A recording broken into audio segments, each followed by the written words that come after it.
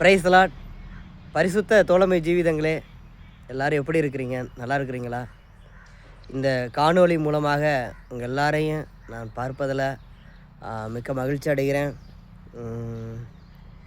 கர்த்தர் எனக்கு அநேகமாயிரமான நன்மைகளையும் கிருபைகளையும் கொடுத்து என்னை வழிநடத்தி வந்தார். அவர் என்னை வழிநடத்தி வந்த பாதைகளை நினைவு கூர்றேன். ஒரு காலகட்டத்தில் பார்த்திங்கன்னா,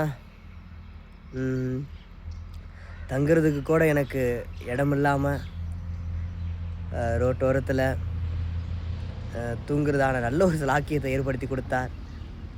வீடு இல்லாமல் தவித்தேன். கர்த்தர் எனக்கு நல்ல ஒரு வீடை கொடுத்தார். இப்படியாக கர்த்தர் என்னுடைய குறைகள் ஒவ்வொன்றையும் உணர வைத்து அந்த குறைகள்லேருந்து ஒரு மாற்றத்தை அவர் எதிர்பார்த்து அதற்கப்புறம் அவருடைய பொக்கிஷத்தை கொடுக்குறார். பிரியமானவர்களே, எல்லோருமே புரிஞ்சு கொள்ள வேண்டியது என்னென்னா, கர்த்தர் நமக்கு நன்மையானதை தர ஆயத்தமாக இருக்கிறாரு. ஆனால் அவர் தருகிற நன்மையான அந்த பொக்கிஷத்தை நாம் பெற தகுதியுள்ளவர்களாக இருக்கிறோமா?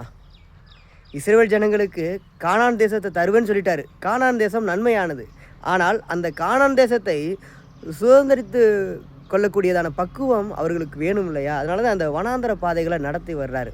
அதுபோல் தான் எனக்கும் சின்ன சின்ன காரியங்களை உண்மையில சொல்கிறேன், அப்படியே உடைச்சு என்னுடைய இருதயத்தை திறந்து பார்க்க வைக்கிறாரு. உன்னுடைய இருதயம் மகா கேடுள்ளதும் திருக்குள்ளதுமாக இருக்குது, எந்த அளவுக்கு கரை நிறைஞ்சிருக்கு அப்படிங்கிறத எனக்கெல்லாம் நிறைய தடவை தேவன் வெளிப்படுத்தி அதை பார்க்க வைத்து அதுலேருந்து அந்த குறைகளை உணர்ந்து தேவன் விரும்புகிற ஒரு மாற்றத்தை நான் உணர்ந்ததுக்கு அப்புறம் தான் தேவன் எனக்கு நன்மையானவைகளை செய்தார்.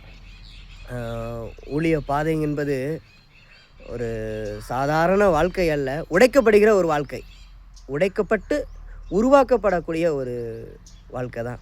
இன்னொன்று இதில் என்னென்னா, ஊழியத்துக்கு வந்துட்டோம்னா நம்மளுடைய சுயபலன் எல்லாம் அழிஞ்சு போகணும், தன்னம்பிக்கை இழக்கணும். கர்த்தருக்குள்ளாக முயற்சியும் கர்த்தரை சார்ந்து வாழ்கிறதான வாழ்க்கை நமக்குள்ளே வரணும். ஆகவே என்னை போல் ஊழியத்தில் அழைக்கப்பட்டவர்களாக இருந்தீங்கன்னா கண்டிப்பாக உங்களுடைய வாழ்க்கை உடைக்கப்படுதல், நொறுக்கப்படுதல் அப்படிங்கிற வேதனைக்குரிய சூழ்நிலைகள் இருந்தீங்கன்னா ஒன்றும் இல்லை, உங்களுடைய குறைகளை மட்டும் உணருங்க. நான் என்ன குறையாக இருக்கிறேன், எனக்குள்ளே என்ன குறைகள் இருக்குது அப்படிங்கிறத மட்டும் உணர்ந்து பாருங்கள். நிச்சயமாக உங்களுக்கான ஆசீர்வாதம் காத்திருக்கு. நன்றி.